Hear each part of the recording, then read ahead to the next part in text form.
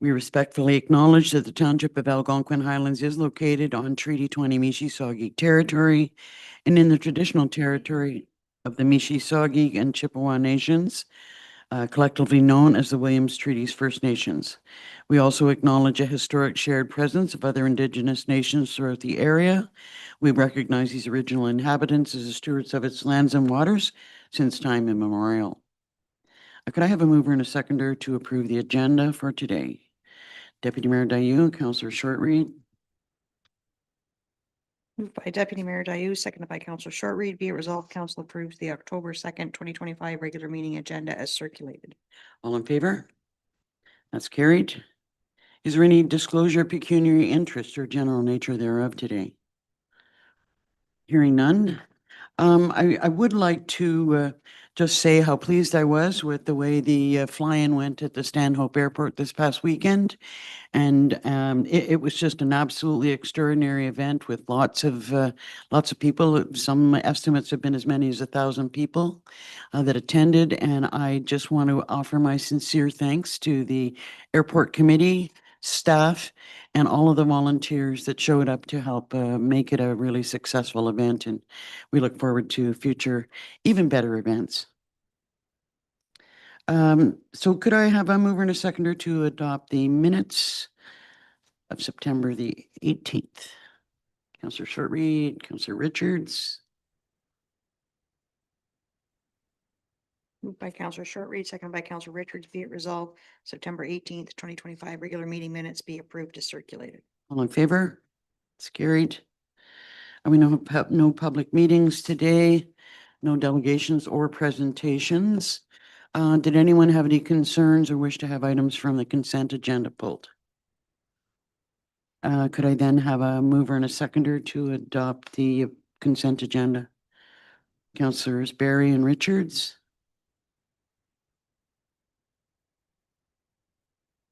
Moved by Councillor Barry, seconded by Councillor Richards. Be it resolved, items listed under the consent agenda are considered routine and acted in one motion. Each matter of business contained in the consent agenda is recorded separately in the minutes of the meeting, and Council approves the October 2nd, 2025 consent agenda and hereby adopts the staff reports and all the recommendations contained therein and directs staff to proceed with all necessary administrative actions. All in favor? That's carried. So next up is building and bylaw enforcement. Good morning, Mr. Moore. Good morning, Mayor and Council. This morning, we just have the Oxtongue Fall Colors bylaw enforcement amendment, possibly. Back in 2017, Council directed staff to look at the congestion and the traffic flow up in Oxtongue, and at that time, a bylaw was created that was passed in 2018 to close several roads up there. Staff were then commissioned to try and keep traffic flow, keep people off of public lands, parking wise on the closed roads and such. It was basically there was a more or less a problem with people entering onto private properties and utilizing private chattels such as canoes and boats to get out and get better, and it's a problem. So we did this for staff handled that for a year or 2 years. We contracted a service out after that for a couple of years. We then took it back last year, staff did, and did the patrolling. And right now I'm just here to discuss it further to see if it's even warranted at all, or if council would like to amend the bylaw to close only one road. It didn't seem like there was a whole lot of activity on a lot of the roads that would warrant the enforcement. So. Okay, I'm looking for thoughts from council. Deputy Mayor Dayu. Thanks very much, and I concur. Things have changed a lot in the 10 years since or I guess it's 8 years since we've considered it here at council, but 10 years since the problems really kicked off. 10 years ago, the park, Algonquin Park, had a very different entry system. During fall colors times, when the whole highway was backed up 10, 12 kilometers, lined with cars waiting to get through the gate. And there were severe consequences for the good folk of Oxtongue. Since then, the park has changed their entry permitting. They've gone to timed entry and limited entry. They've been doing this for several years, and it's worked. And you do not see the congestion at all anymore that gave rise to the problem that started this challenge. And I, every year in the last few years, I've also stood on one of the corners right at the bridge and just watched each of our 4 entrances to see, how many cars try to drive into the road and then see the sign and get turned around, how many keep going straight through, basically trying to get a sense of things. And I do agree with Mr. Moore that this isn't, I don't believe it warrants the kind of attention that we've been giving it in the last number of years.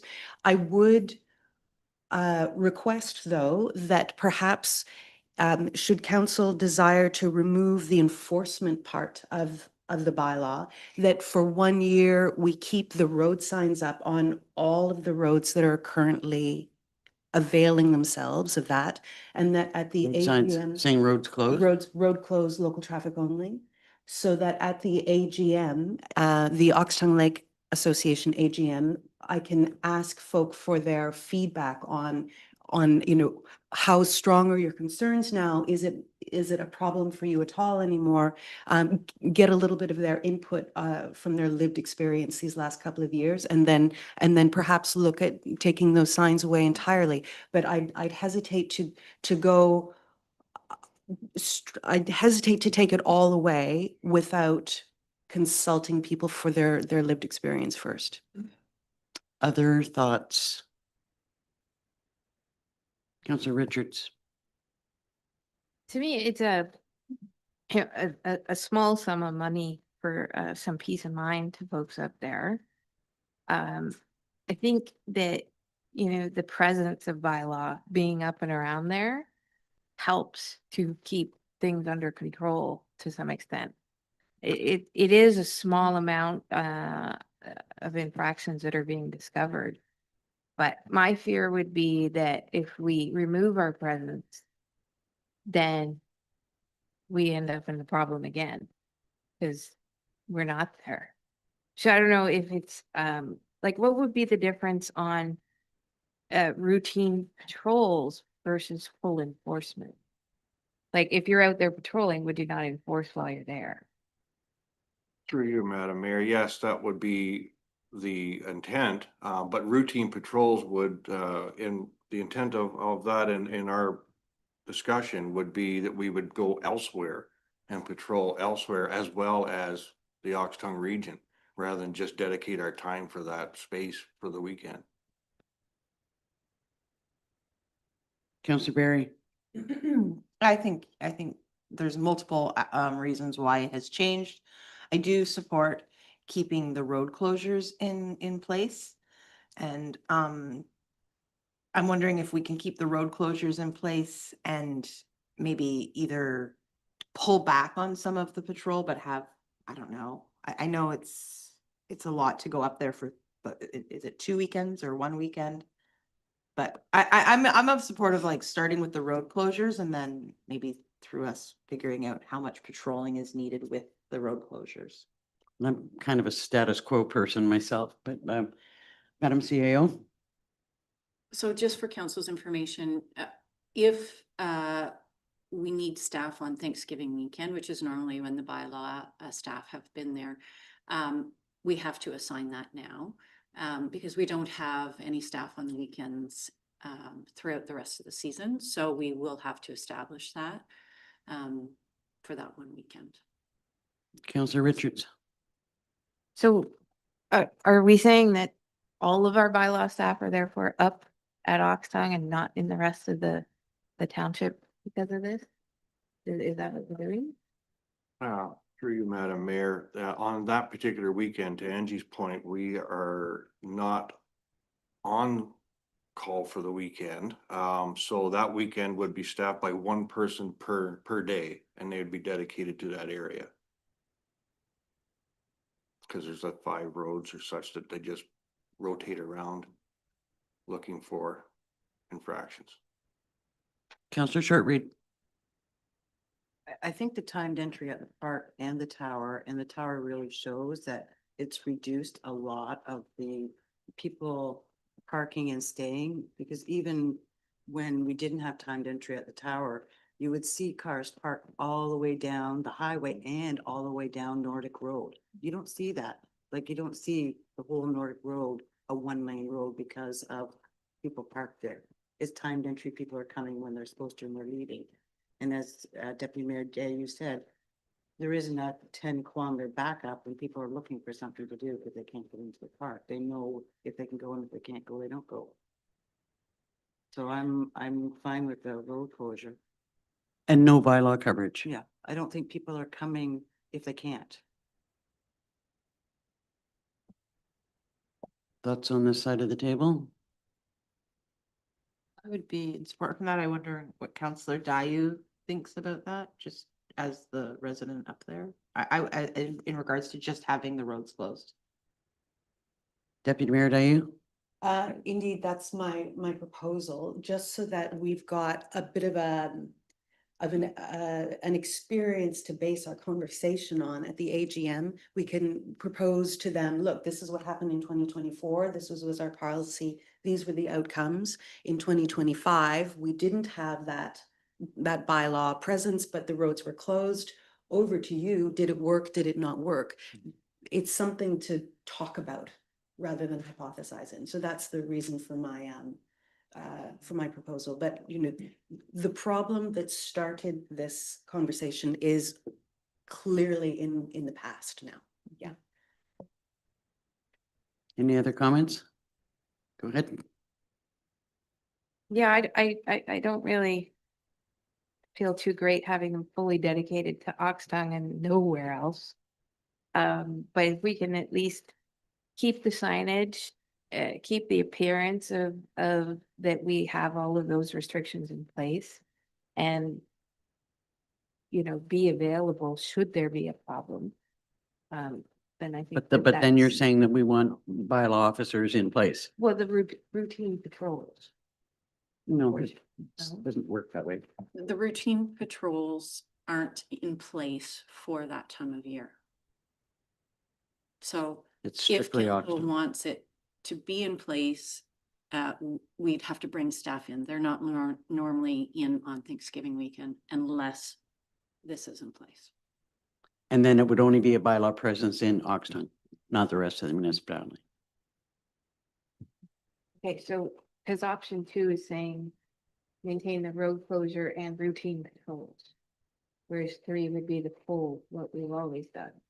Routine Sure. patrols of the Oxton area. Yeah, so I thought we were kind of leaning towards option 2. With routine patrols, which would still require staff, but also make them available for the whole rest of the township should they be. So you're saying only sign the one road as opposed to all of them? Because I think, you know, we're still hearing Deputy Mayor Dayu say that we want road closure signs on all the roads. Yeah, I would prefer to keep on all the roads. Signage, And have patrols. but also the routine patrols versus full dedication. That makes sense. But if what we're saying is, well, it doesn't matter because it's so far up there, they got to be up there anyway, they won't be available, but. Deputy Mayor Dayu. I hear what you're saying.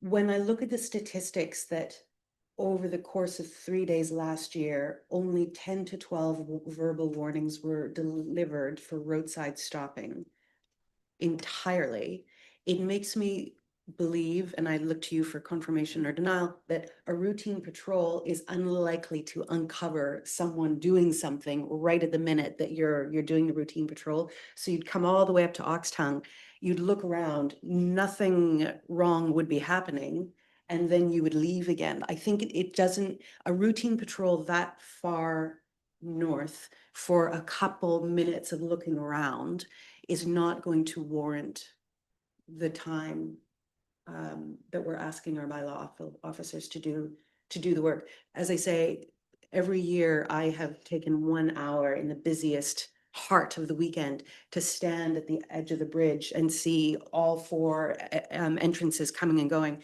And people typically don't even slow down. Now they just keep on going through. They want, for some reason, they think the colors begin in the park. And so they go right into the park and then they start to slow down, and maybe they think they're on safari and moose is gonna pop out at them or something, but people are not stopping as much as they were before. So if someone came up for a routine patrol for a few minutes, the likelihood of them happening upon someone doing something wrong is quite limited. Counselor Berry. I think from the discussion, I'm in support of closing the roads, seeing how we do this year. If it wasn't enough, next year we could always increase the enforcement. Oh, so what you're saying is just put road closed signs up and not have bylaw enforcement? Yeah, in hopes that people see the road closure signs, and that's enough. That we still have to have staff come up and do that. Counselor Richards. So I just want one more bit of clarity. So we would not have staff at all Thanksgiving weekend for bylaw enforcement. Based on what Throughout the Counselor entire Berry is saying. Right. But that's separate to the coverage shed Oxon Lake though. Okay, so what I'm hearing is no bylaw enforcement, signs in place saying road closed, see how it works. So could I have a mover and a seconder to that effect?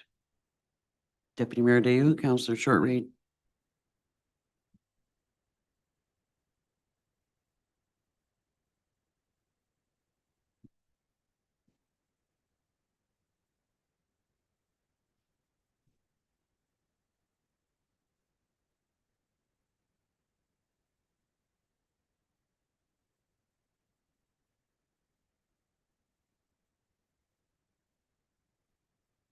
Moved by Deputy Mayor Dayu, second by Counselor Shortreed. Be it resolved, Council receives building bylaw report BLDG 1325 regarding Oxton Fall colors, bylaw enforcement for information, and further the council directs road closures remain in effect with no patrols.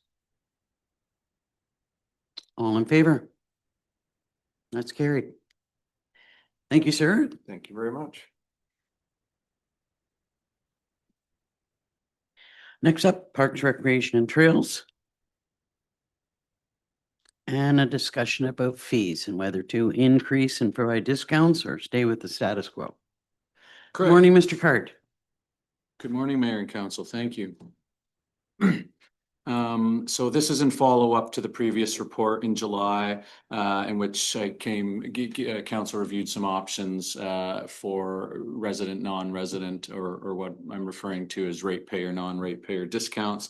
Council had agreed with the recommendations in that report, which is essentially to go ahead with offering something in the new year, pending the discussion about what that discount rate would be, as well as a fee increase in order to offset any revenue losses associated with that fee discount. So before council today is the recommendations. What I had done is looked at the estimates that we had of ratepayer usage of all the various locations that we offer things within PRT, and made a calculation of 20% of a ratepayer discount on those number of ratepayers getting that discount, and then have provided an option for fee increase to cover that revenue reduction for each area.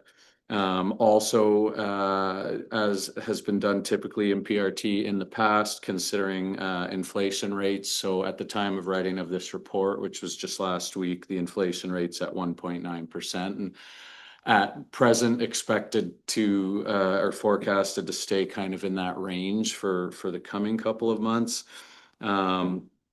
So respectively across the various locations, looking at a fee increase recommendation in trails of 2.3%.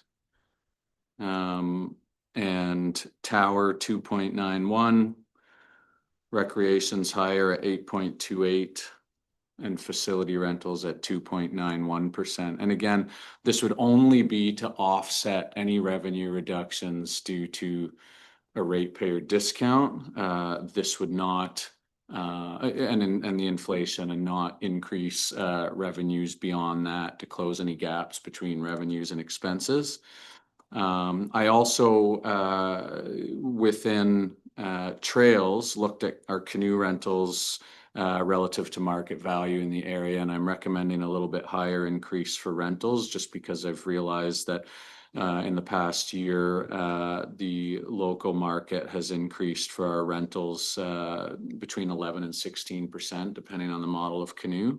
So I give some examples for that.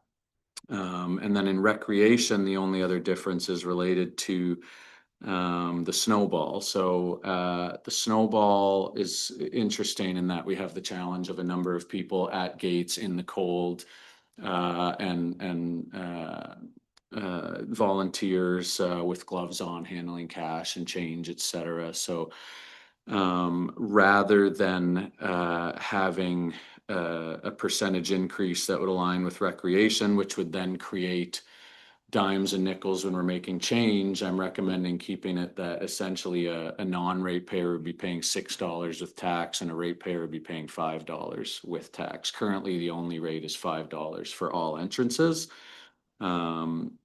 Looking for council direction.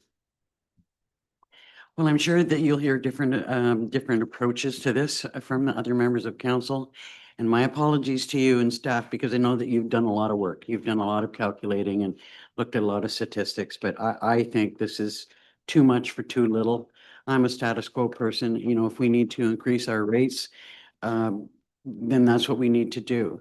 You know, I've had discussions with different people. A lot of the users, although they're Lake of Bays residents as opposed to Algonquin Highlands residents, they think of themselves as Dorset residents as opposed to being one or the other.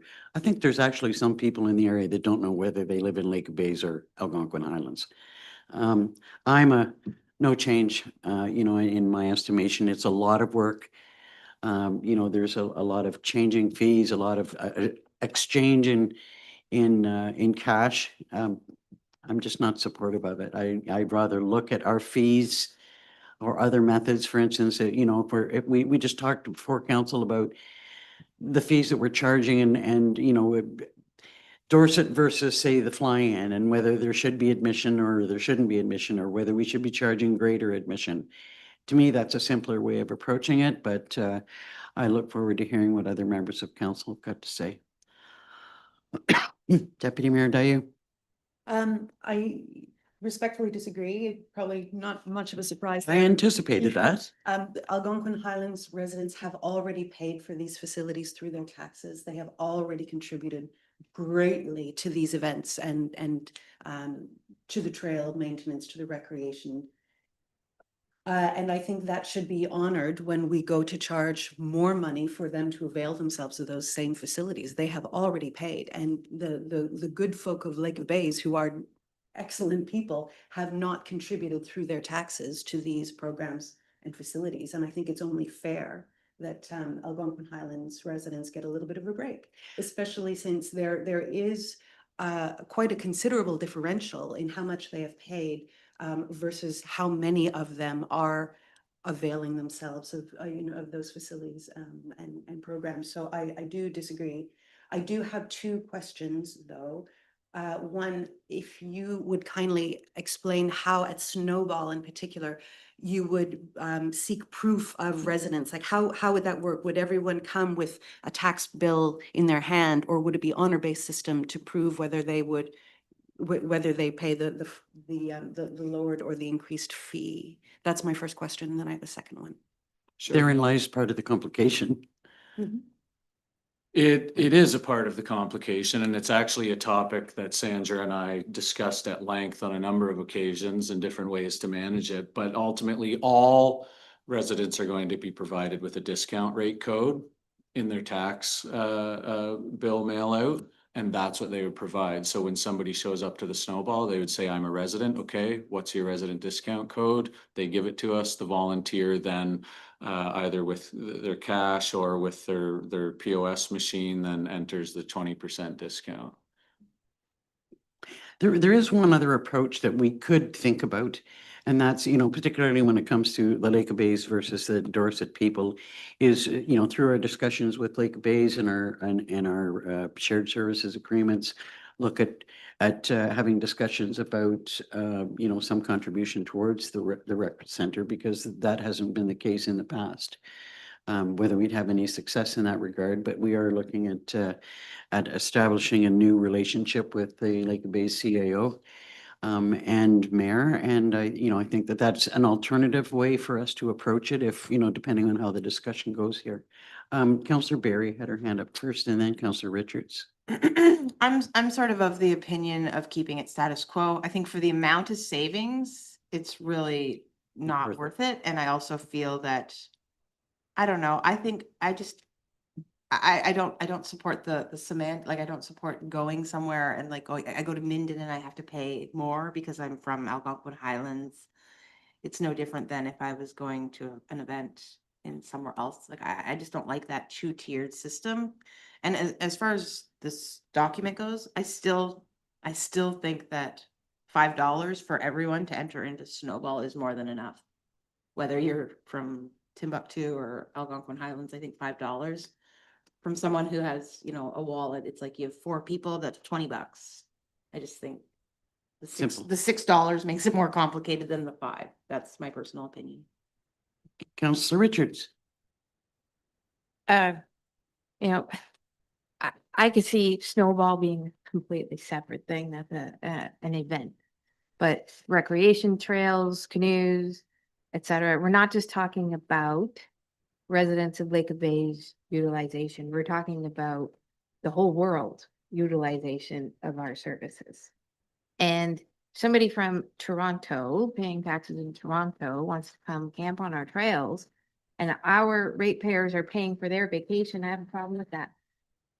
What our taxpayers are paying for all of these facilities is quite substantial. I realize the reduction is not enough, a lot for the return at this point in time.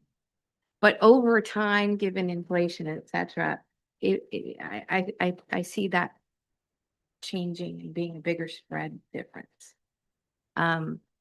So I am fully in support of us giving our taxpayers that discount because they have already paid for these services. They've paid substantially for the DRC. I'm happy to have discussions with Lake of Bays for contribution, and maybe we can fold them in should they agree to do so. But we haven't gotten anywhere on that in a long time. And I have a lot of doubt that we will anytime soon. So I really would prefer to see us go forward with a ratepayer discount and charging those who are not paying taxes here appropriately for utilizing our services. One thing I do think that we can do separately is look at Snowball as a special event and see what we can do, just like the fly-in is handled separately, and there's, different fee structures or things that are available for sale or costs associated with different aspects of the event. Over and above, this report, look at Snowball as an individual event. I'm going to go to the CAO, and then I want to hear from Councillor Shortreed. And I apologize if I'm going to make this more complicated, but something just came to mind, and that is around our water trails. And we manage water trails in Lake of Bays, and we manage water trails in Minden. So is council interested then in allowing Minden to have access to their side of water trails at a ratepayer amount or an increased amount, and same in Lake Bays? See, there's where I think for the increase that we're looking at, I just don't see the value in the amount of work that's associated with all of this. It just becomes truly complicated. But let's hear from Councillor Shortreed.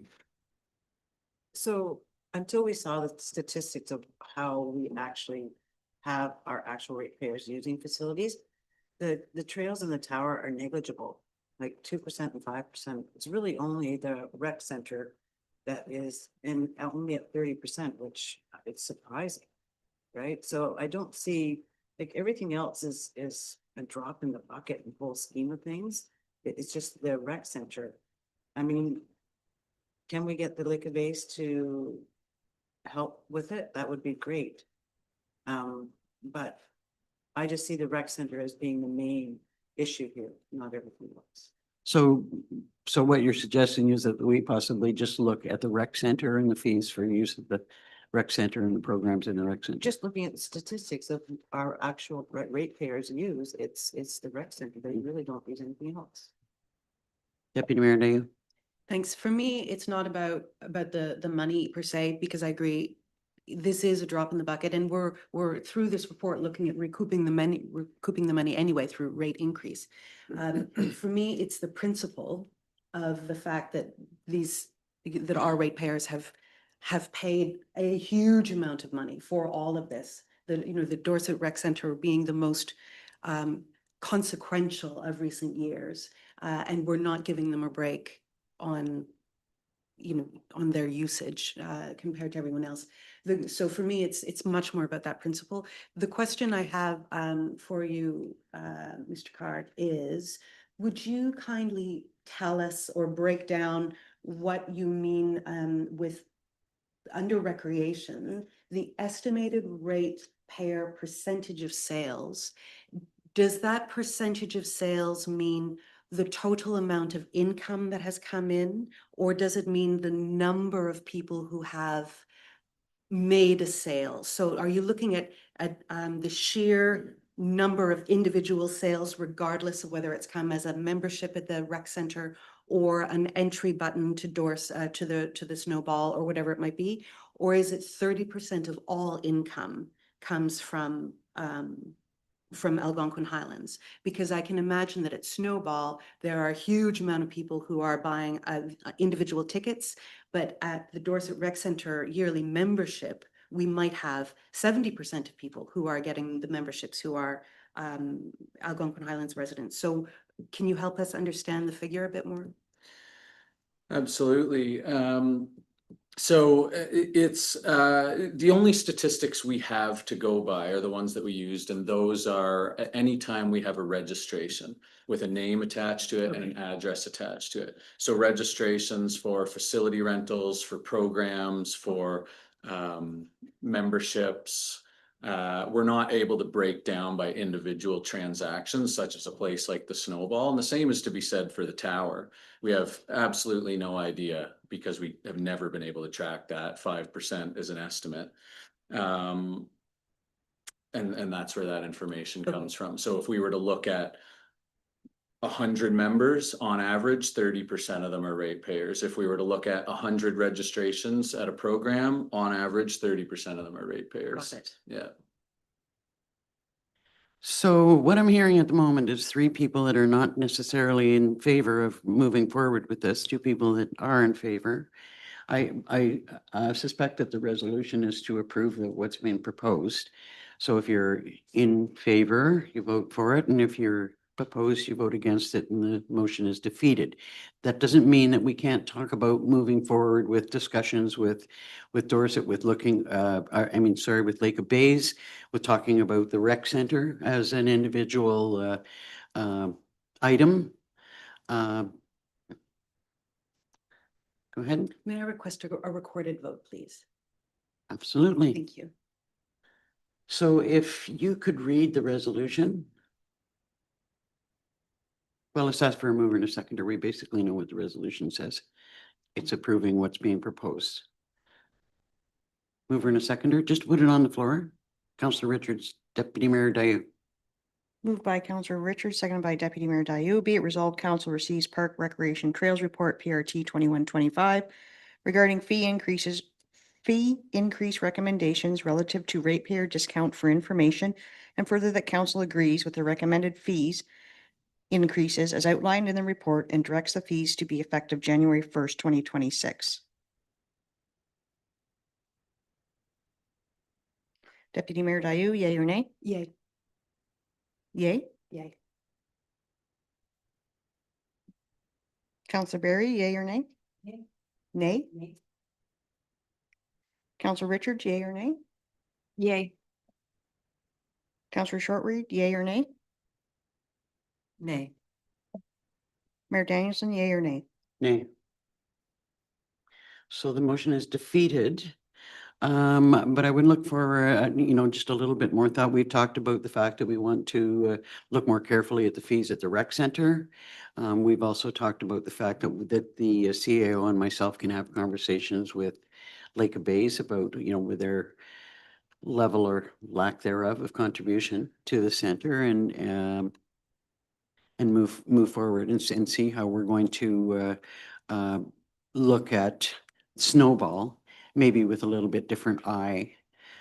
So I would think that in itself should probably come back to council for a discussion, given that we don't have a recreation committee. It could be prefaced by some recommendations from yourself. Thoughts from council? Councillor Shortreed? It would be nice to go to Lake of Bays with a bit of statistics saying, the percentage of, showing them that their residents use a lot of our facilities as a start, right? Because I know they use the rink as well. It's not just. Yeah, no, we can definitely do that. Our CAO and the Lake of Bay CAO have been having some meetings and things seem to be going well. It seems to be a new relationship that's being established and I've suggested that we set up a meeting with both myself and Mayor Glover and the two CAOs. So we'll bring, after we've got that set up, we'll bring something back to council to see where we stand there. Any other thoughts? Councillor Richards?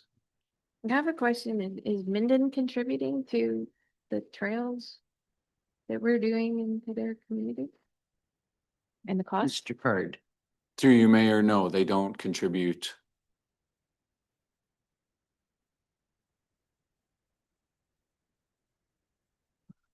Any other thoughts? Go ahead.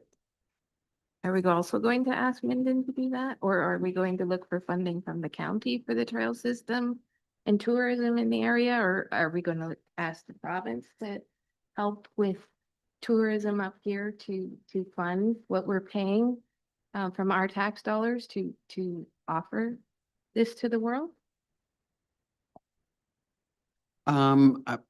I'm not sure the level of success that we'd have with any of those. I mean, not to say that we couldn't move forward and look to see what kind of response we get. I think that we might, the county is not going to say, sure, we'll contribute to the trail system in Algonquin Highlands without considering trail. I mean, there's trail systems in Dysart, in Highlands East, in Minden. Are they going to, that opens up a much broader discussion. I'm pretty sure that we keep a close eye on any funding that's available through the province for any of the programs that we've got. We can keep a closer eye on that as far as, approaching them individually and saying like, hey, I don't have any faith in there being success with that. I'm just going to go to Councillor Shortreed and then back to you, Councillor Richards. Just a thought with short-term rental tax, can we get a bigger portion of that? We can't get a bigger portion of the short-term rental tax, but we have a lot of flexibility on how we use those funds. So we could use it towards. That's a anything discussion that we would have to in have. recreation. Yeah. Councillor Richards. Given the statistics that we know of Algonquin Highlands because of the waste management system and that only 2% of Algonquin Highlands is businesses in the area, the fact that we have the trail system up here for tourism is providing the other townships with a lot of income into their businesses that don't, that are using those trail systems. In Minden, they're getting a lot of dollars for people stopping into the grocery stores, to the gas stations, as they come up here to use our trails and the water trails. I think it's only fair that the county provide funding to our trail system from the tourism mechanism. I still, I still see that, well, it'd be interesting to see if we made that a formal request to the county, what the response would be. Um, I have some thoughts on what the response might be to that, and I think we'd have to approach it very carefully and make a pretty darn good case, because as I say, there are other trails, not water trails necessarily, and I know that we do offer, specialized opportunities for people that is above and beyond maybe what's being offered in the other municipalities, but they do all have trails. And, I'm going to first Deputy Mayor Dayu and then over to you, Councillor Barry. They do have trails. I'd be curious to know whether their trails are managed and maintained the way that we have a full staff for managing and maintaining our camp-based water trails with a reservation system, et cetera. I don't know enough about I that. don't think they do. But I think that's the point there, is that it's not just a trail, but it's a managed, maintained system. Where I very much support Councillor Richards is, and have extreme gratitude for Parks and Rec staff, is that I think this whole conversation has brought to light certain statistics that we didn't have before about Algonquin Highland resident use of the facilities that they're paying for. That's, in my 7 years, I think this is the first time that I've seen it written down so clearly in black and white. And I think that it does merit a broader conversation. So we've started to talk about the water trails. We've started to talk about, I would include the airport. I think the airport provides benefits to the entire county in a way that, and we've talked about this before, our county as well. There are a number of things that we do here in Algonquin Highlands that appear to benefit people outside of our township more than inside of our township. And that is a general conversation that I think we should have, rather than necessarily picking at this facility or that facility. I think it's a general problem, or a general recognition of a reality that perhaps we could address strategically. Well, I do believe that, we could talk about this at some time. I do believe that we need to have a discussion about how we approach this. Because I can hear the voices, coming at me at county, making arguments that are extremely valid arguments, coming from their perspective. And I don't disagree that, we're offering something that other people are able to take advantage of. But the approach, in order to have any success in that approach, needs to be very carefully thought out. So for now, we're giving staff direction to look at the recreation center, for us to have a discussion about Snowball, and would look to you and your staff to bring back some recommendations on that. And the issue of how we move forward with the cost and support that we might like to have for trails, I think is a discussion for another day. Go ahead. Thank you, through you, Mayor. For fees considerations to bring back for recreation center and Snowball, is that still in relation to a ratepayer and non-ratepayer, or what are we hoping for there? Well, I think what I'm hearing is that, as far as membership fees for the recreation center, it is ratepayer versus non-ratepayer. I think that's what I'm hearing. Or, we just need to focus in on the rec center and how we look at that. Dorset, I think council needs to have a separate discussion about, because there is a lot of different, for instance, at the airport, there are things that are being offered that people have to pay for. I mean, there's no admission fee, but there are, other things that are being offered that there is cost associated with, and revenue to be made. As Councillor Shortreed said, there's an awful lot of things at Snowball that are they're just there for everybody to enjoy, which is wonderful. But do we need to look at that model and just have a discussion about, what the Snowball will look like? I'd kind of like to leave that with you and Sandra to think about, and before we do have the discussion about Snowball. Mm-hmm, mm-hmm. Go ahead. Okay, so I think where I'd start is maybe, if it makes sense, bring information about Snowball back to council about what the current revenues are, what the current expenses are, and then have a discussion about where we want to end up with that. That sounds good? Sound good to council? Yeah, and then if I may, for recreation at the rec center, I would still, based on the math that I have here, if I'm still considering a ratepayer, non-ratepayer rate for that location, I think my recommendation would remain the same as it is in this report now.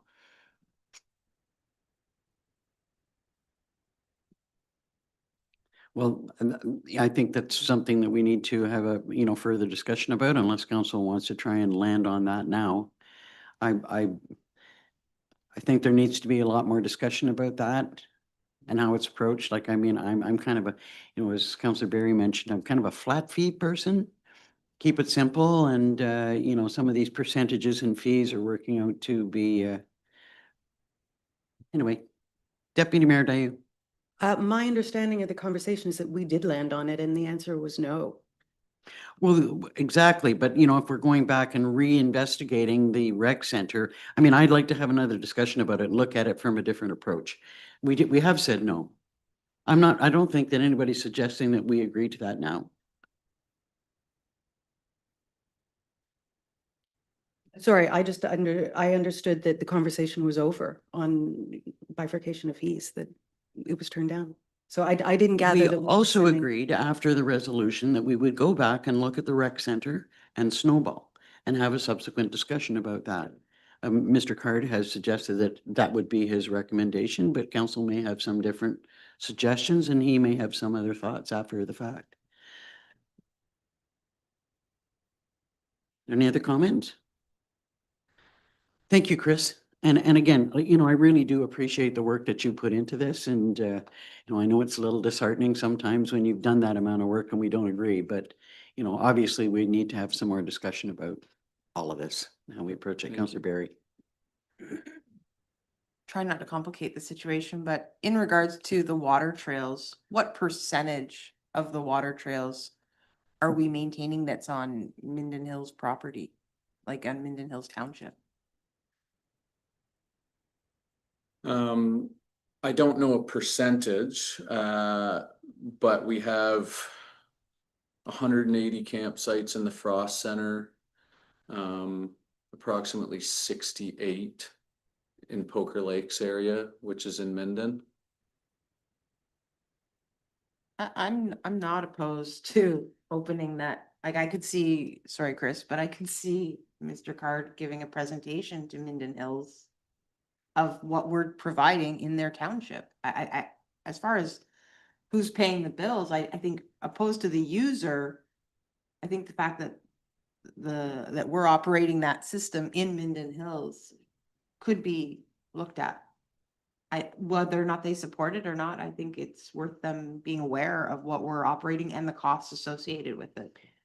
Yeah, I don't disagree. I do think that it warrants further discussion and it's just sort of veering off of, the topics that we were looking at, like your special, we're zoning in on one specific area that I see us having another discussion about this. Councillor Richards. Well, as I understand, the mat tax collected 50% goes to the county. I'd like to see some of that 50% go back towards our trail system that operates within the county. If we can propose it in that direction. Well, that's something that can definitely be proposed to them because it's to be used for tourism purposes. We can use it for whatever we want, but they definitely have to use it for tourism purposes. So, that's definitely something that can be proposed when that comes up for discussion next time around. Councillor Barry.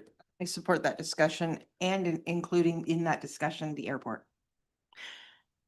Because We're not that talking about is we're recreation. not talking about the airport right now.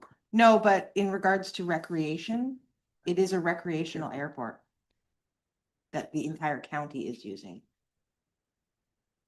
We can talk about the airport. I mean, that's not part of this discussion. I'm just saying we're stepping like out beyond. But as it's a county discussion that won't happen with this table, I'm asking that when that discussion does arise, that it's not just the water trails that are discussed in the mat tax. Well, we have already raised the issue of the airport. I raised it at the last county council meeting. And I think that there will be some subsequent discussions about the airport as a separate entity.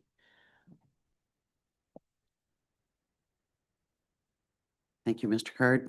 Thank you very much, Mayor and Council. Have a good day. Next up is Public Works. Morning, Mr. Thorne.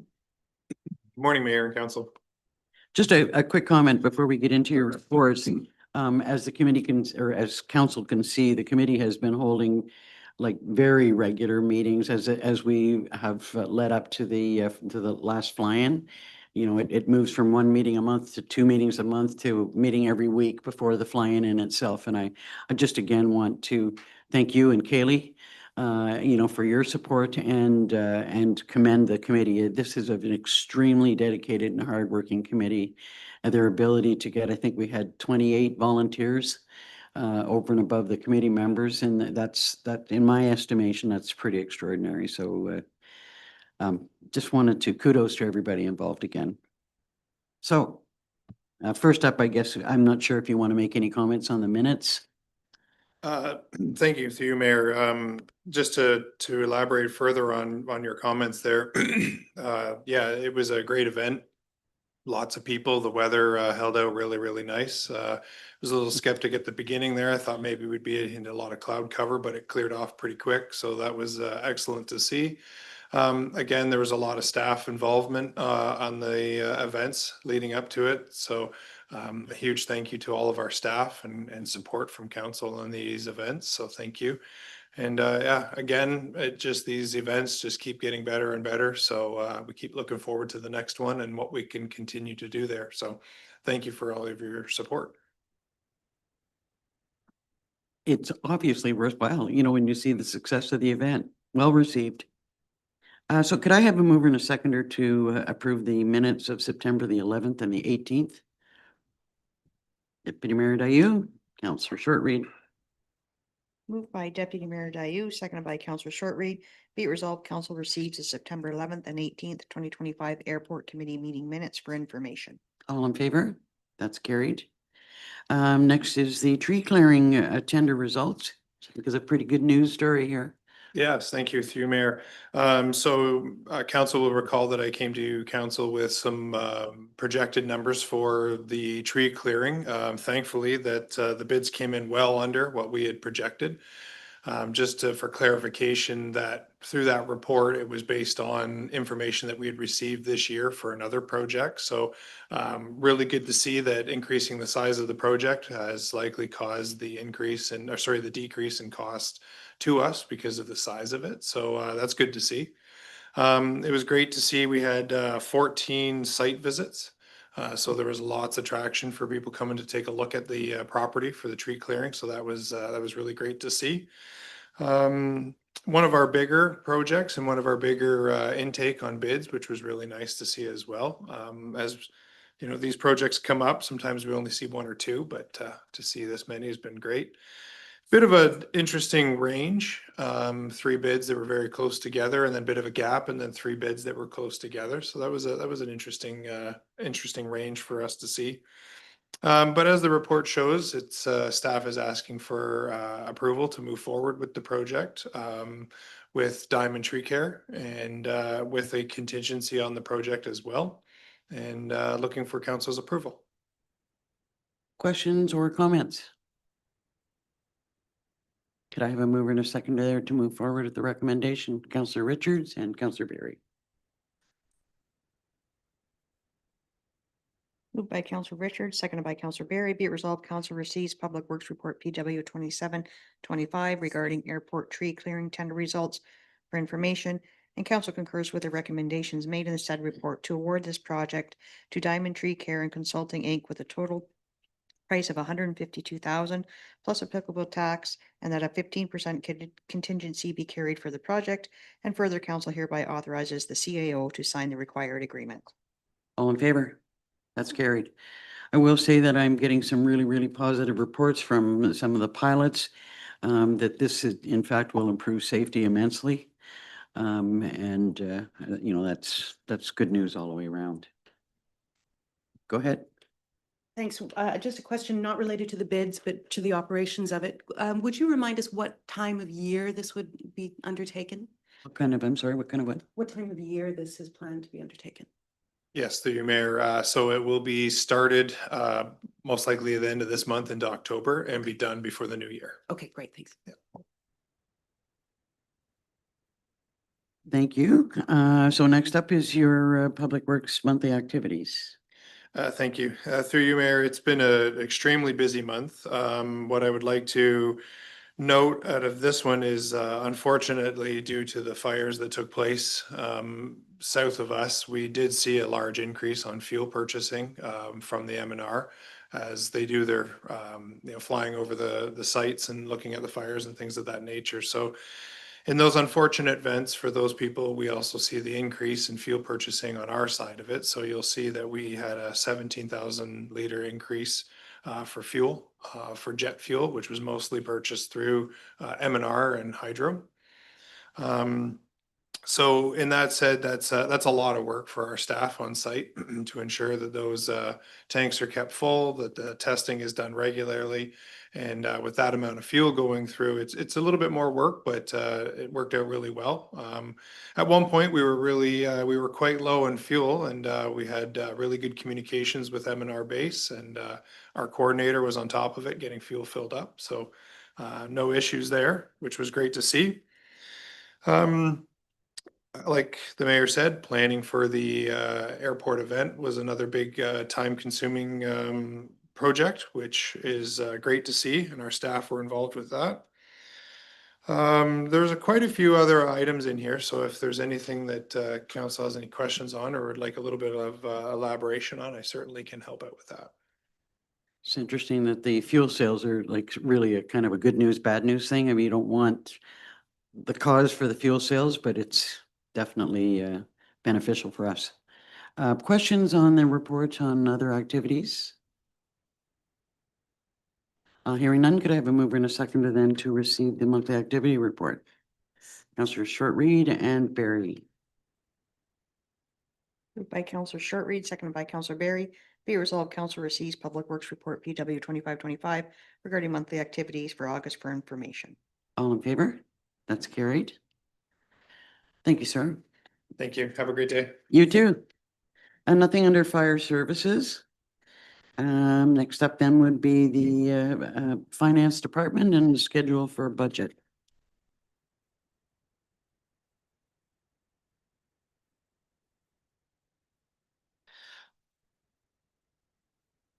Good morning, Mayor and Council. Sorry. I have the annual report here for to consider the dates for the 2026 budget deliberations. It's basically in the same manners that we've done in the past, where we will hopefully meet in November to do projects and priorities with staff and council. And then January 2nd would be when the budgets would get to myself, and then myself and the CAO would review these and then present them to or circulate them to council at 1st of February with review on the 18th and 24th of February. And then hopefully, if everything goes as planned, we would pass a budget in March like we've done the last few years. So. Comments? Comments? Councillor Short-Reed. Are we not doing the budget back to back? Just through you, Mayor, it's just because of timings of meetings this February with council, county council and our council. So we've selected the two dates that way. Councillor Barry. Sorry, can you just confirm the dates of when the actual budget deliberations would be here? The regular on the February 18th and 24th. Okay, I wasn't, so will we be getting through all of the budget on the 18th? I guess that's part of it. Normally it would be before a council date, and then we usually finish it at the beginning of the month. It seems to me that's a lot. Basically. No, saying no. You'll recall council took 2 days last year, so it was felt that it was appropriate to schedule 2 full days. And as Jeannie said, that just the way that meetings fall, there was, that's be- why they those couldn't be dates were back to back. selected. Yeah, they weren't able to be back to back. I do think that we'll definitely need the 2 full days for deliberation. We're going to be facing some very serious increases from outside sources that we have little or no control over. And, you know, we have to look at how that impacts what we're going to be doing here because we have our own priorities. You had another question, Councillor Barry? Yeah, I don't have my dates in front of me, so I don't have my dates in front of me for our council meetings. For February, but I'm assuming they would be on the fourth. That's right. And then unfortunately, I have a conflict.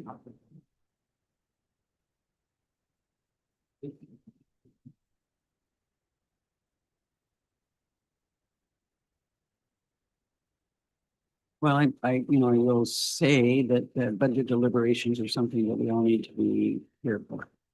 Whether we need to look at alternate dates, and whether there's any ability to do that, like I haven't actually looked at these dates versus next year and, how they fit in with the county council or other meetings that are associated, but, we need to try and do something if we can to accommodate that. Madam Treasurer? Well, I just want to say, if I may, that the 18th, I believe, is the Tuesday. It's the Wednesday, so we probably could do the 17th. The Tuesday. I suspect Councillor Barry is probably working on The entire whole week. week. Actually, I'm working that entire week, but I have the Thursday off. Take another day off. Madam CEO. Is looking for me. So I would like to suggest the 23rd, and it will take some changing around for staffing, but I'm sure. So then council could have 2 back-to-back meetings. That sounds good. Councillor Barry. You can clear up. Okay, right on. Madam Treasurer. We may have a staff. Staff. Staff. Treasury But staff, that's okay. Not treasury. Oh, no, I'm there. just for that day, but I mean, then we can, maybe if there's ability to switch the presentations or. Yes. That I'm sure. There's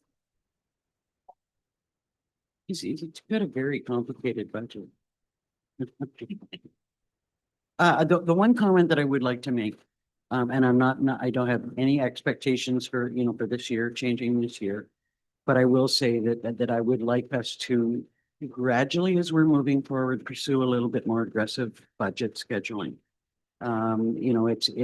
We continue year after year to pass our budget, at the end of the first quarter of the year. We're consistently looking at having to pre-approve things that because the budget hasn't been passed. And I have to admit, I always feel a little bit squidgy about that. I do see that there's been some moves made in, other municipalities in the area to kind of step up the schedule a little bit so that we're, a little bit closer to the beginning of the year. And I don't expect anything right away, but if we can just sort of systematically try and move forward a little bit, for instance, having projects and priorities in October as opposed to November, and even if we could be approving our budget in February as opposed to March. Is my thinking. Any other comments about the schedule? So assuming that we're doing the 23rd and the 24th, we can agree to the schedule. Mover and a seconder. Mr. Sir Reed and Barry. Councillor Sherry, seconded by Councillor Barry. Be it resolved, council receives report 2225-25 regarding proposed 2026 budget schedule. That council confers with the proposed timeline. Sorry.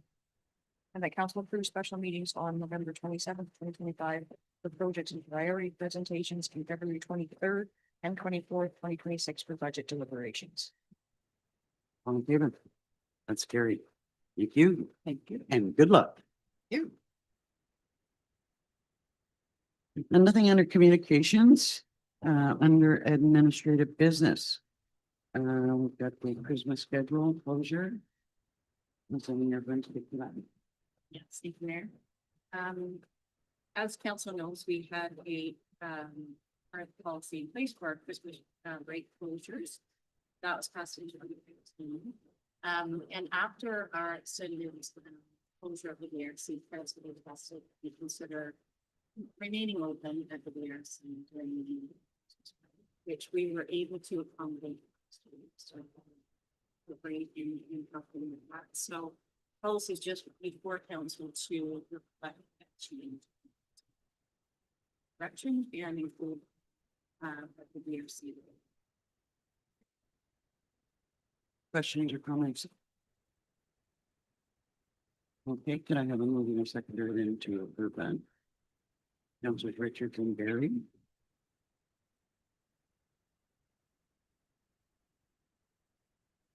By Councilor Richards, seconded by Councilor Berry.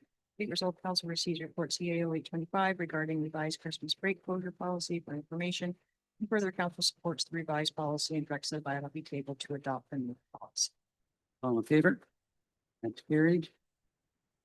Excuse me, the next is the bylaw to adopt a standby policy. Thank you again, Mayor.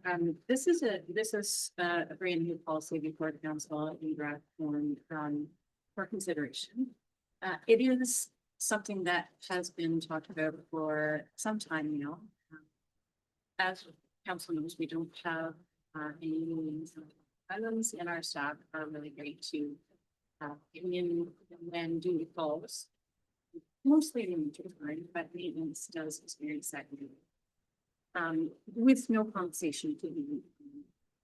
They come in with a call, and you know, we've never had a problem, but it does take them away from family time, and not getting compensated just to be involved.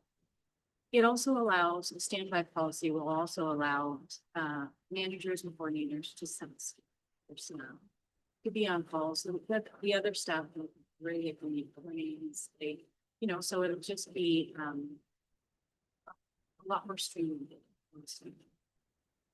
And so this policy is proposed to establish a 2-hour rate per day, except the standby, and then of course they would get.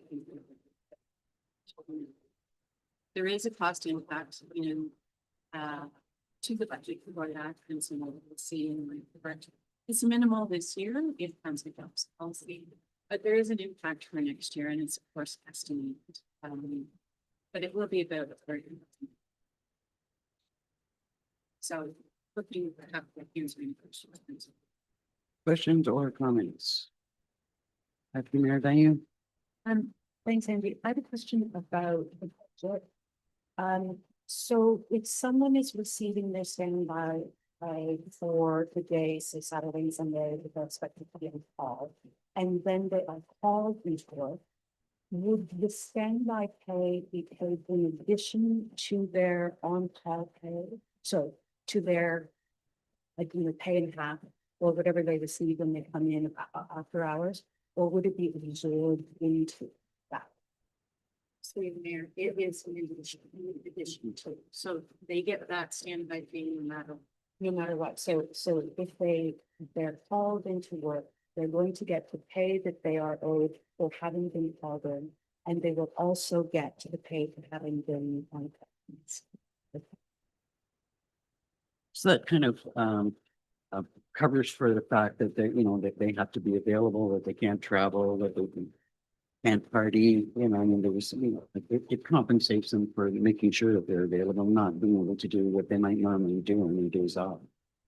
And I do value that and appreciate that, and I think that's exactly right. I'm only wondering whether once they are called into work, that standby pay is still required, because then they are working, they are fulfilling those duties. They're already at work, they're no longer on call. But if they're on a standby day and they're not called in until halfway through the day, they would still, I mean, to me, I see the benefit of it being separate. standby pay being paid and whatever hours they work, because they wouldn't necessarily work for a whole day. Like that. Other comments or questions about what's being proposed? Councillor Richards. Yeah, I think the compensation is very minimal for giving up their, complete freedom of the day. Especially usually during holiday time, it's particularly important. Yeah. So I fully support it. Okay, then could I have a mover and a seconder then to approve the draft standby policy? Councillor Short-Reed and Richards, thank you.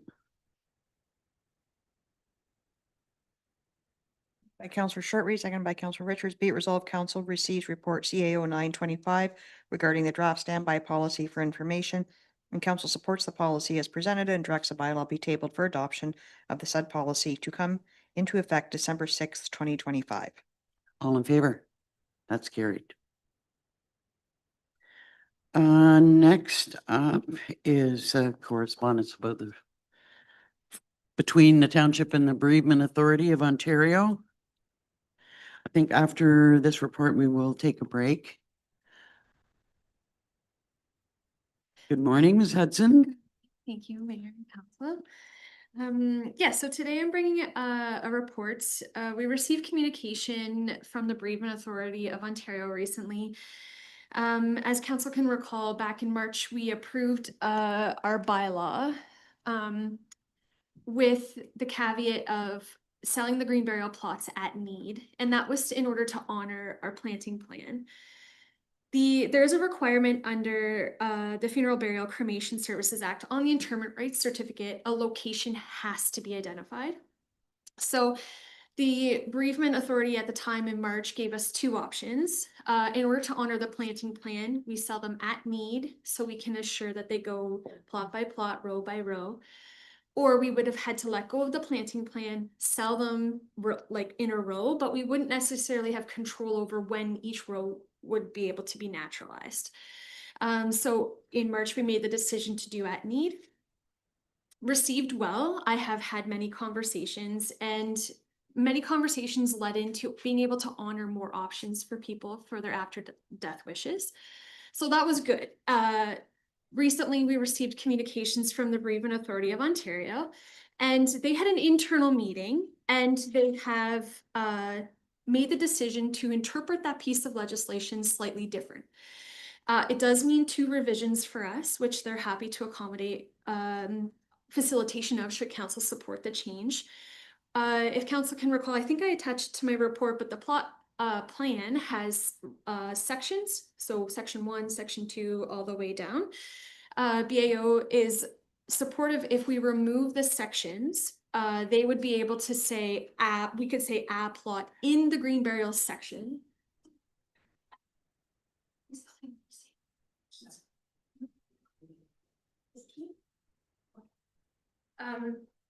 Okay, so sorry about that. It's okay. You're doing double duty. So we received, BAO supportive if we removed the section numbers, and it would just be section 1, plot 1, all the way to plot 156. We could say on the interment rights certificate, a plot in section 1 of the green burial section at St. Stephen's. So they'd be supportive and approve that amendment, which means we could sell them at pre-need. There's a little bit more of administration because at the time of utilization of a plot, we need to pull those interment rights back and reissue them with specific plot numbers. So we can administer that in-house, whether we get the copy back or we just issue the family at the time of interment a new certificate, amending the other one. So that is before council for consideration. Two steps: we'd have to have the BAO review, an in-house staff can have the numbers changed. The BAO would have to approve that plot plan and put it on file. And then we would also have to make the amendments to the bylaw. But the BAO is supported that we don't necessarily need to go through the entire administrative process of advertising because it is minor in nature. But if council is supportive of that, we could shift into a pre-need versus at need. I'm really pleased to hear that we are going to be able to offer pre-sales without having to identify where the plot is. And I know that that is going to be extremely well received by everyone.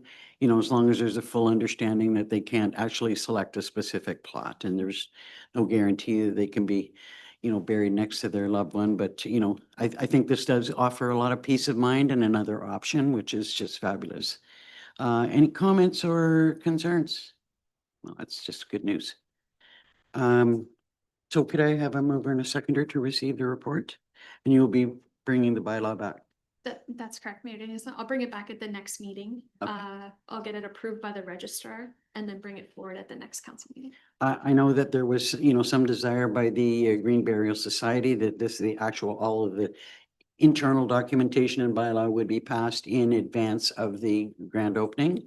And I have advised them that that may or may not be the case, but we will be able to make an announcement to say, hey, good news, folks, we're going to be able to do this. And, you know, if it takes another week or so for us to finalize everything, so be it. But I mean, if we can have it in place before then, that's great.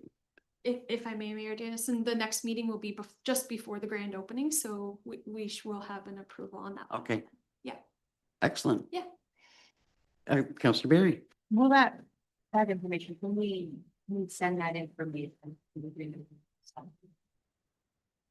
I'm pretty sure that there's been conversations between Ms. Hudson and the Green Bay Society. They know. One thing I will say that I think we always have someone on site when we're doing burials, internments. I know it's a challenging thing, but I do think that we need to be a little bit more proactive in ensuring that the proper procedures are followed during interment. We don't, you know, have problems associated with that. Thank you. You've done a lot of hard work on this. I mean, it's probably been a real learning experience for you, but the work is much appreciated. Thank you. Most certainly has.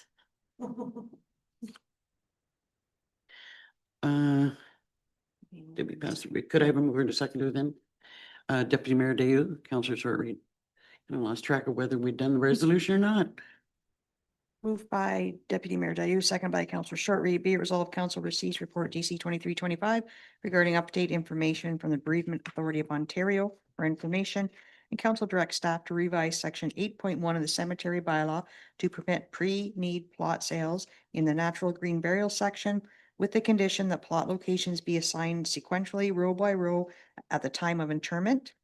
And that council directs staff to amend the St. Stephen's plot map, removing all sections and identifying the area of the natural green area as section 1. And finally, council directs staff to submit both amendments to the Bereavement Authority of Ontario for approval. All in favor? That's carried. Sorry, I kind of lost her. I forgot about the second report about the donation of the stone and the work that was done on the stone. So Absolutely. back Thank you. over to you. Thank you, Mayor Danielson. So this is a really exciting and very happy report to provide. When staff brought forward the options for memorial stones, our public works manager had actually called to see if Keith Thomas from Francis Thomas Contracting would have anything in his inventory that might suit the needs. And we were very, very fortunate that he did. And so the public works manager and I, we went to the quarry and selected a stone that we felt that would accommodate 156 plaques. And so of course our public works manager continued on. It was a very, very big stone, but he connected with the landscaper of the county, and they were actually able to split the stone for us. So we have almost mirror images of the stone. And he actually fired and polished it, so it looks really good. It is at the site right now. It's not fully installed yet, but it is there. So I'm just bringing forward information to council to let you all know that Keith Thomas of Francis Thomas Contracting and Darren Johnson Halliburton Rock Quarry donated everything. So Keith donated the stone and Darren donated the labor to process the stone. So I have just brought forward a discussion topic of acknowledging these donations. And so there's a few options in here that staff recommend that we could honor the donations. And there are a few things. Install a few small plaques either on the stone or on the inside of the gazebo to honor the memorial stone work. And I've put in some samples of the bronze plaques that we could do. So the bronze plaques are the ones that are actually going to be installed on the memorial stone, so they would match what's on the stone and then what's on the donation plaques. In addition to that, prepare some formal thank you letters from council expressing their appreciation. Extend some invites to both parties to attend the grand opening. And then additionally, invite them to a future volunteer events in the future. So looking to thoughts and feedback from council. I can't offer enough thanks to the companies that have donated to this, and it's interesting that it's a local stone. I believe you said the stone came from North Shore Road, local companies, you know, that, I mean, it's just so much appreciated to see this kind of commitment to the green burial area. We did all have a little bit of a looky-loo at it on our tour yesterday, so I think council, for the most part, unless I'm wrong, seemed to feel that it would be appropriate to mount a, you know, plaque in gratitude to these donations inside the gazebo. You know, I personally would like to see the stones remain, you know, in memorial to those that are interred at the site, and just sort of keep that separate, acknowledge it, and of course, writing letters of thanks and appreciation are completely in order. Thoughts, comments, Councillor Baird? Yes, it's pretty amazing that we've had such a generous donation, and the fact that it's local is even better. I support all of the recommendations that you've said in regard to the plaque and nights and volunteer appreciation. Any other comments? Could I have a mover and a seconder then to for the resolution? Councillors Barry and Richards.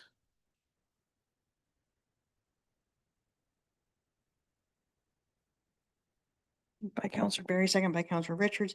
Be it resolved, council receives report DC 2425 regarding the donation of the memorial stones and the processing of the said stone for the Natural Green Burial section of St. Stephen's Cemetery, and that council expresses its sincere appreciation to Keith Thomas of Francis Thomas Contracting for the donation of the stone, and to Darren Johnson of Halliburton Rock Quarry for donating the time to process the stone. And further, council concurs with all staff recommendations made in the said report for acknowledging the generous donations, including the installation of the donation recognition plaques on the gazebo. All in favor? That's carried. Thank you. I don't think there's any harm in us just holding off on the coffee break until we hear from Mr. O'Callaghan on your monthly report.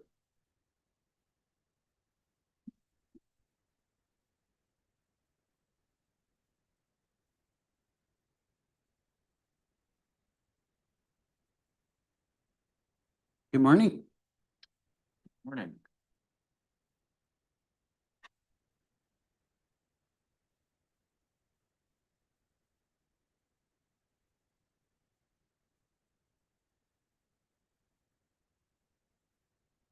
Sorry. Thank you. Yes, I have my monthly report here before council. Nothing in particular to highlight, but happy to answer any questions should council have any. Questions from council? Hearing none, could I have a mover and a seconder then to receive the report? Councillors Barry and Shortreed. Moved by Councillor Barry, second by Councillor Shortreed. Be it resolved that council receives planning report PL 10425 regarding monthly activities for the month of September for information. All in favor? That's carried. Thank you, sir. Thank you. So if we would break until, let's say, 11:45.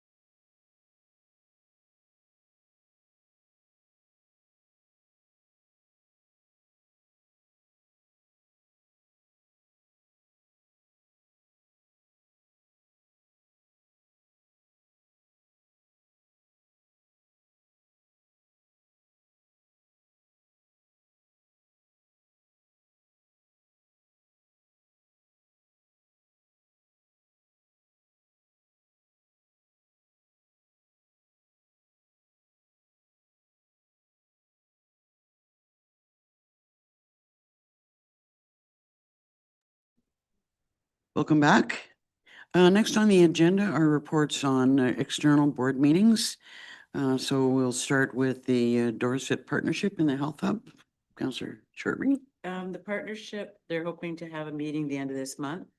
The hub, the nurse practitioner, unfortunately, is still on mat leave. They're down to 3 days a week, just managing locums. So at this point in time, until they get their nurse practitioner back, we probably won't see much going on there.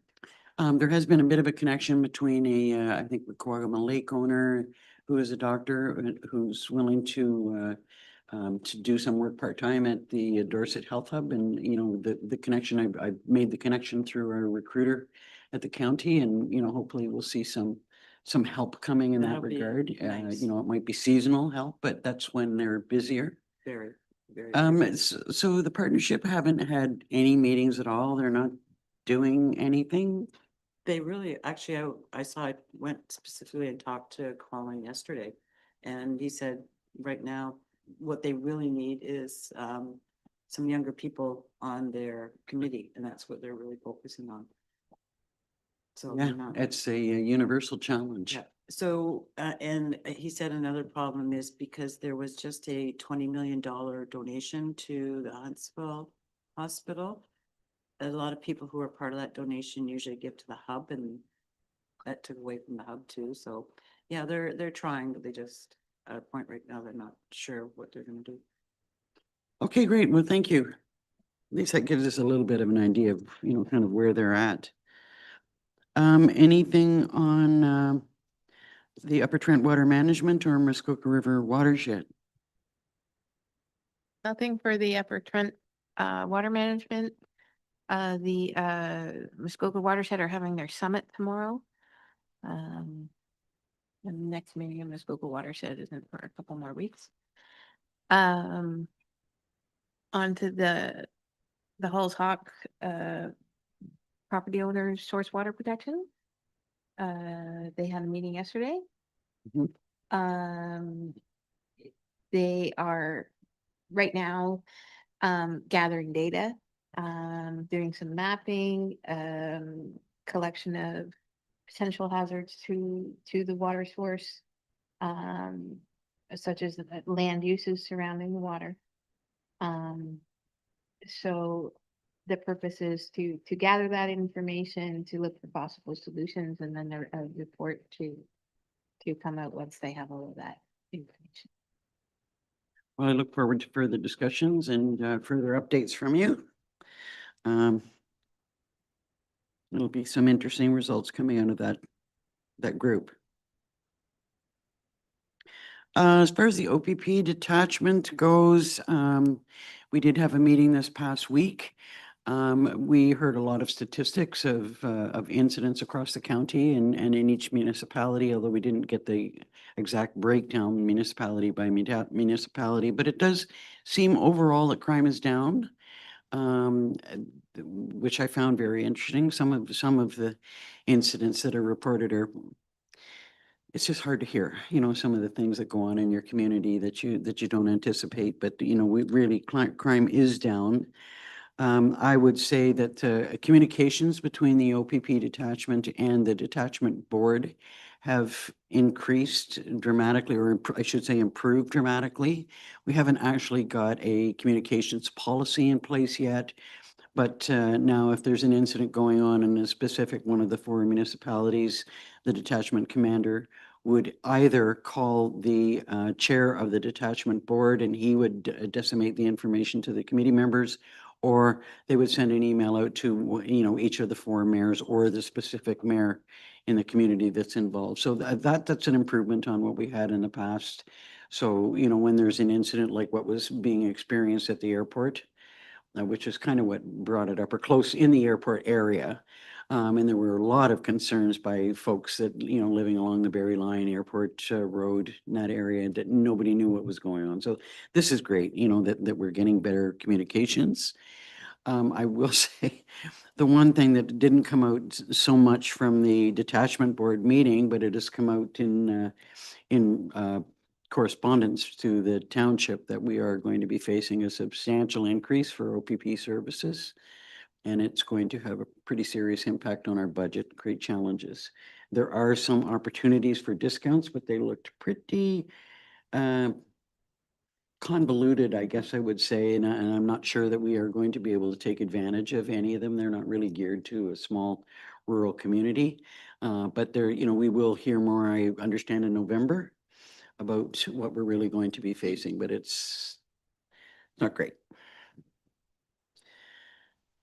Anything on the library board? Only as folks are likely aware, from our social media accounts, the Dorset Library branch is closed for now while they undertake some repairs on some unforeseen events that have happened there from a maintenance perspective. A little bit of water damage, and I'm sure the library and the township will be in touch with the world once we've got a prognosis on when it will open again. Well, it sounded like they're a little bit closer to determining what the problem is, and that, hopefully it won't be a long closure. But, depending on the amount of damage done to, say, things like the flooring and, in the library, and I guess we'll get a report as soon as possible on what we're facing. But it is really, really discouraging, after, the grand opening of both the rec center and the library. And it's just like, it's such a lovely facility. To see this happen is just disappointing. But it is what it is. And if I may, I think the advantage is there's been an incident which has allowed us to catch that there's a problem, and we'll be able to fix it before a continued presence of mold gets in or further damage happens. I think there's that silver lining as well. It's always nice to look at something as a glass half full. Anything on community safety and well-being? Only that the SALC program continues to offer wonderful things, and everyone who is a senior or approaching senior age should continue to look at the website circulated last month to be updated on good stuff happening in our community. Anything on Muskoka River Watershed Communications Committee? No, and as per Do they usual, meet on a regular basis? no, they won't until the spring. It's really about freshet. So that's something that we don't really hear about except for in the winter. When it comes to county council updates, I'm not sure that there's a lot to report. I mean, there is ongoing work between the CAOs and other staff on, trying to get service agreements in place on some of the issues that we agreed upon to follow through with the service delivery. I'm sure that there will be, probably considerable discussion about some of the items that are being proposed to continue to look at, particularly in engineering and communications. Even planning, I think the approach to planning may have changed. So, I think that we'll be hearing a lot more about that over the next couple of months, but there's not really an awful lot to report unless you can think of, something else. Other than I guess there really is something. The City of Kawartha Lakes and their report to us on their homelessness program. And it's just an absolutely extraordinary amount of money. I think it's like we're looking at something like $30 million over a period of 10 years impact to the county. And I mean, the entire county council just said, like, we can't do that. We don't have the ability to cover those kind of costs, and we need a lot more information. It was received, but not necessarily gracefully received. I don't think there was a single member of county council who could accept that we were going to go forward with what was being proposed. So there's some financial projections that are going to be worked on and more information brought back in the future, and we'll see how that goes. But it was another thing that will seriously impact our ability to maintain the tax rates that we have. Anything else that you can think of? Well, no, I guess on that, there is still this ongoing complication which has been recognized and highlighted, that what does partnership look like between the county and City of Kawartha Lakes when it comes to even having the power to negotiate what these programs look like? City of Kawartha Lakes is the service manager for the spectrum of homelessness on behalf of the county.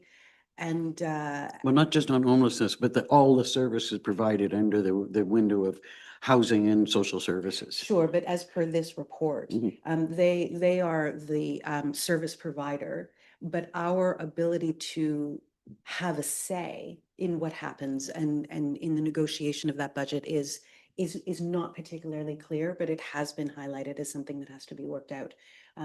The report will land at the City of Kawartha Lakes Council table first for budget considerations, and then it comes to the county after that, which is, you know, that's a challenge. That's not necessarily fair. So we're kind of chewing that one down a little bit. Well, and the news came to us before the city of Kawartha Lakes had received it. The approval process seems like it's going to work in reverse. But as Deputy Mayor Dayu stated, one thing that we did insist on was a stronger agreement between the county and the service manager on how we move forward with decision making on a regular basis, because they've been pretty tight in that regard in the past. Any questions or comments on that? Okay, nothing under general business. Are there any notices of motion? Hearing none, there were any comments or questions associated with the correspondence? Could I have a mover and a seconder then to receive the correspondence summary? Councillor Shortreed and Barry. Moved by Counselor Shortreed, second by Counselor Barry. Be it resolved, the council received the October 2nd, 2025 correspondence listing for information. All in favor? Okay, could I then have a mover and a seconder to move into closed session discussion? Councillors Shortreed and Richards.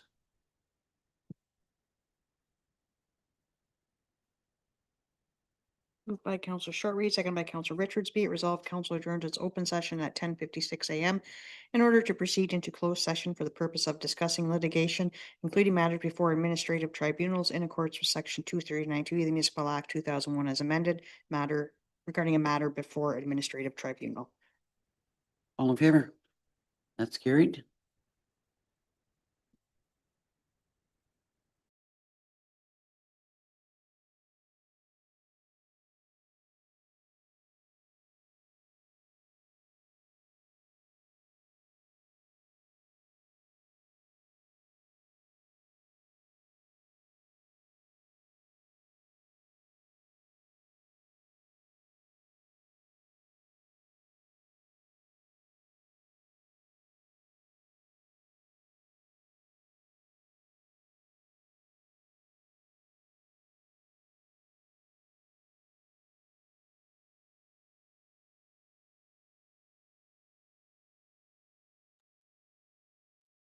Welcome back to the open session. Next on the agenda are the bylaws. Could I have a mover and a seconder to adopt the bylaws? Councillors Barry and Shortreed.